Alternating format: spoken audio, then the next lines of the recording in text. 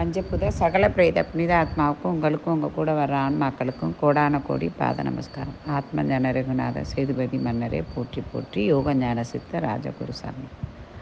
அம்மா, நேற்று ஒரு பெண்ணு என்கிட்ட எனக்கு நரக வேதனையாக இருக்குது, நான் இறந்துட போகிறேன் அப்படின்னு சொல்லி அழுதுச்சு. அப்போ நான் சொன்னேன், என்னத்துக்குமா அழுவுற அப்படின்னு கேட்கும்போது, அம்மா நீங்கள் தான் எல்லாமே சொல்லுவீங்களே, நீங்களே சொல்லுங்க அப்படின்னு சொல்லிட்டு என்கிட்ட உட்காந்துருந்துச்சு. சரி, நான் மேலே இறைவனுடைய அனுகிரகத்தில் கேட்டு அந்த பொண்ணை பார்க்கும்போது உண்மையிலேயே பாவப்பட்ட பெண்ணாக இருந்துச்சு. எப்படின்னா, நல்லா தெரிஞ்சுக்குங்க, ஒவ்வொரு வீட்டுகள்லேயும் அது வேலை செய்கிறவங்கள வச்சுக்கிறீங்க.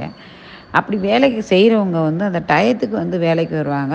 அவங்களுக்கு என்ன கொடுக்கப்பட்ட வேலை, தரை துடைக்கிறதா, பாத்திரம் விளக்குறதா, புல்லை பார்க்குறதோ ஏதோ அந்த மாத்திரமே பார்த்துட்டு அவங்க கிளம்பிடுவாங்க. அதுலேயும் அவங்க லீவ் எடுப்பாங்க. அதுலேயும் அவங்கள மூஞ்சி சுழிச்சாங்கன்னா அவங்க வேலைக்கு வரமாட்டாங்க.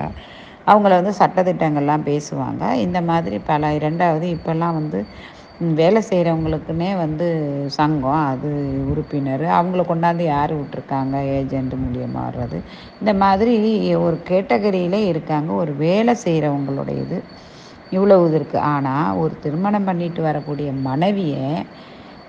மனைவியாகப்பட்டவங்க அவங்க இவங்க ஆசைபாசவங்களுக்கு, இவங்களுக்கு ஆசை இருக்கோ ஆசை இல்லையோ, ஆனால் இவங்க ஆசைபாசங்களுக்கு ஒரு தாசிக்கு நிகராக தன்னுடைய உடம்பை தர்றாங்க. அது மாத்திரம் இல்லை, அதோடைய வலியின் இதாக அவங்களுக்கு வாரிசுகளையும் பெற்று கொடுக்கறதுக்கு அவங்க எவ்வளவு துன்பங்களை சுமக்க வேண்டியது இருக்கும். அவங்க எவ்வளோங்களுடைய வலிகளை சர்வ் பண்ண வேண்டியது இருக்கும். தாய் வழியிலே இருக்கட்டும், மாமனார் வழியில் இருக்கட்டும், மாமியார் வழியில் இருக்கட்டும், நாத்தனார் வழியில் இருக்கட்டும், சகோதரர்கள் இருப்பாங்கள்ல, மச்சினன்கள், அதாவது அவங்க வழியில் இருப்பாங்க. இப்படி பல வழிகளிலையும் அவங்க சர்வ் பண்ணுறது. அது மாத்திரம் இல்லை, இவங்க சரியாக தூங்க முடியாது. அவங்க நேரத்துக்கு எழுந்திக்கணும். அவங்க நினச்சிக்கிருவாங்களா, இவங்க நினச்சிக்கிருவாங்களாங்கிறது ஒரு சமையல் பண்ணணும். சமையல் பண்ணுறதுல அது ருசியாக இருக்குமா, ருசி இல்லையானுங்கிறத பார்க்கணும். அதே மாதிரி அவங்களுக்கு அதை ப்ரெசன்ட் பண்ணிவிட்டு அவங்க மனதார சாப்பிட்டுட்டு நல்லா இருக்குன்னு கூட நன்றி கடனாக கூட சொல்ல மாட்டாங்க. அப்படி இருக்கும்போது அந்த அந்த பெண்ணை ரொம்ப ஒரு மாதிரி டார்ச்சர் பண்ணிட்டு இருக்கிறதும், அதுக்கப்புறம் அந்த குழந்தை பெற்றதுக்கப்புறம் அந்த கணவர் அந்த குழந்தைக்கு ஒத்துழைச்சி தூக்கி வச்சுக்கிறதோ, அந்த குழந்தைய வெளியே கூட்டிகிட்டு போகிறதோ, அந்த குழந்தைய மனைவிக்கு சப்போர்ட்டாக இல்லாமல் மனைவிக்கு டார்ச்சர் பண்ணிவிட்டு, ஏதோ தாலி கட்டினது என்னமோ பெரிய இது பண்ண மாதிரி நினச்சிக்கிட்டு, அவங்க தாலி ஒன்று கட்டினது என்னென்னா, அதாவது ஒரு பயிருக்கு வேலியாக இருக்கிறது யாருன்னா கணவர் தான் அந்த பயிரை காக்கக்கூடிய திறமை இருக்கணும். அதாவது 2 பேருமே அந்த பெரியவங்க சொல்லி கொடுக்கணும். இந்த மாதிரி முத திருமண பந்தத்தில் காலை வச்சு நீங்கள் நடக்கும்போது நீங்கள் 2 பேருமே ஒத்து போகணும். ஏன்னா ஒரு தாயாகப்பட்டவங்க நம்ம இனிமேல் நம்ம பிள்ளைய பார்க்க முடியாதுன்னு தான் ஒரு திருமணமே கட்டி கொடுக்குறாங்க. அதே மாதிரி பையன் வீட்டில் உள்ளவங்களும் தன்னுடைய மகனை நம்ம கேர் எடுக்க முடியாது. இன்னும் கேர் எடுக்கக்கூடிய ஒரு மனைவியாக வரட்டும், ஒரு நண்பர்களாக இருக்கணும். கணவன் மனைவிங்கிறது ஒரு நண்பர்களாக இருக்கணும். 2 பேரும் இவங்களுடைய வழிகளை இவங்க உணரணும். இவங்க சாப்பிட்டாலும் வெளியே போய் ஏதாவது சாப்பிட்டா கூட நம்ம மனைவி சாப்பிடலேன்னு நினைக்கணும். அதே மாதிரி கணவருக்காகவே தன்னுடைய மனைவி ஏதேதோ செய்து வைப்பாங்க. இப்போ வேலைக்காரிக்கு வேலைக்காரியாகவும், உங்களுடைய ஆசபாசகத்துக்கு துணையாகவும், உங்களுடைய வீட்டு பரிவாரங்களை, உங்களுடைய செயல்பாடுகளை உங்களை தலை தூக்கி நிற்கக்கூடிய ஒரு மனைவியை நீங்கள் அவங்கள மதிக்காமல் உங்களுடைய ஆணவத்தையும் உங்களுடைய ஆந்தையும் உங்களுடைய அகங்காரத்தையும் காமிச்சியன்னா, இப்போ உள்ள பெண்கள்லாம் யாரையும் காப்பாற்றணுங்கிற அவசியமே கிடையாது. ஈஸியாக தூக்கி போட்டுட்டு அவங்க பாட்டுக்கு போயிட்டே இருப்பாங்க. ஆனால் நம்ம பிள்ளையோடைய எதிர்காலமும் நாளைக்கு 4 சொந்த பந்தங்களுக்கு முன்னாடி நம்ம தலை குனியக்கூடாதுன்னு தலை நிமிர்ந்து நிற்கணும் அப்படிங்கிறதுக்காகவும் பல துன்பங்களை பல்ல கடிச்சிட்டு தன்னுடைய கணவரை இன்னொரு குழந்தையாகவே அந்த மனைவி பார்த்துட்டு வரும்போது அந்த கணவர் முழு பங்கு எடுத்துக்கிறணும்.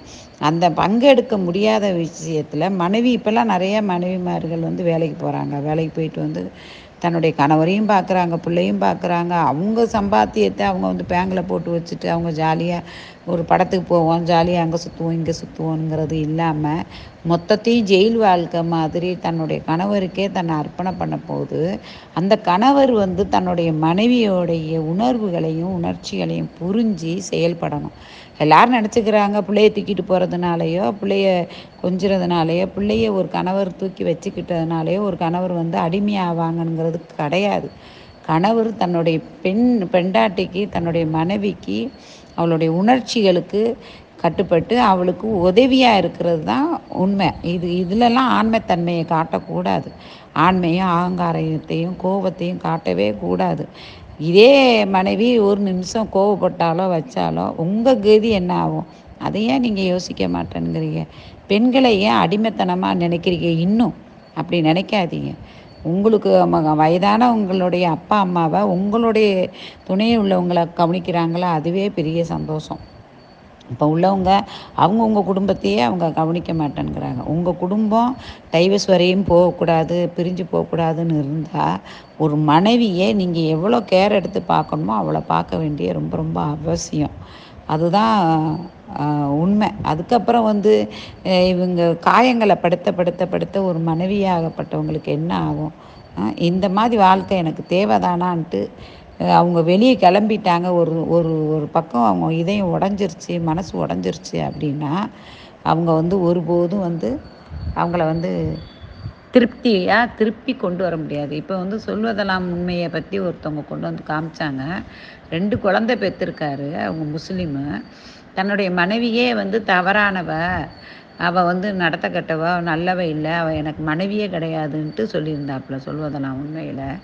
ஆனால் அந்த நடத்தக்கட்டையாக இருந்த பெண்ணுக்கிட்ட 2 குழந்தை கொடுக்குற வரையும் உங்களுக்கு எங்கே போச்சு அறிவு?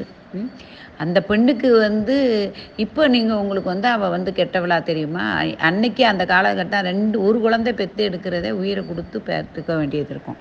ஆனால் அந்த காலகட்டத்தில் அந்த பெண் எவ்வளோங்கள கஷ்டங்களை அனுபவிச்சுட்டு வந்திருப்பா. பகலில் வெளியே போய் 4 மணி நேரம் ஆயிடுச்சுங்கிறதுக்காக மொட்டையை போட்டு விட்ருக்காரு அந்த ஆள், இந்த தம்பி. ஏன் அதே தாய்க்கு மொட்டையை போடுங்க. தாய் எத்தனை தடவைலாம் ஊருக்கு போயிருப்பாங்க, வச்சுருப்பாங்க. ஆனால் பகலில் போயிட்டு நைட்டு கூட போயிட்டு வந்து ஏதோ சந்தேகப்பட்டானுங்கிற சொல்லலாம். 2 பிள்ளை பெற்று எடுத்து ஒரு இதாக இருக்கிற வரையும் அந்த பெண்மணியை காயப்படுத்தியிருக்கீங்க. இது மாதிரி நிறைய இடங்களை வந்து மனைவியாக மதிக்கலைன்னா நீங்கள் ஒரு தாசி கூட குடும்பம் நடத்தணும். உங்களுக்கு இது கேவலமான ஒருத்தி வந்து கையில் கிடைப்பா. உங்களுக்கு ஒருத்தி கிடைக்கும்போது அவளுக்கும் ஒருத்தி கிடைக்காம இருக்க போகிறது கிடையாது. முதல்ல இறைவன் சொர்க்கத்தில் நிச்சயிக்க வச்ச திருமணம்னு கூடியதை கிடைச்ச மனைவியை நீங்கள் சந்தோஷமாக வச்சுக்கிறங்க. உங்களை வந்து நகை நட்டு செஞ்சு போடுங்க. ஒருவேளை அந்த காலத்தில் பாருங்கள், ஒரு முளை பூவும் ஒரு துண்டு அல்வா வாங்கிட்டு வருவாங்க பெண்களுக்கு. ஆனால் நகை நட்டுலாம் வாங்கிட்டு வர மாட்டாங்க. ஏன்னா அவங்களுக்கு முடியாது. அதை கூட மகிழ்ச்சியாக பல துன்பங்களை தாங்கி ஒரு ஆலமரம் மாதிரி நிற்கக்கூடியவோ மனைவியாகப்பட்டவ. அந்த மனைவியை மதிங்க.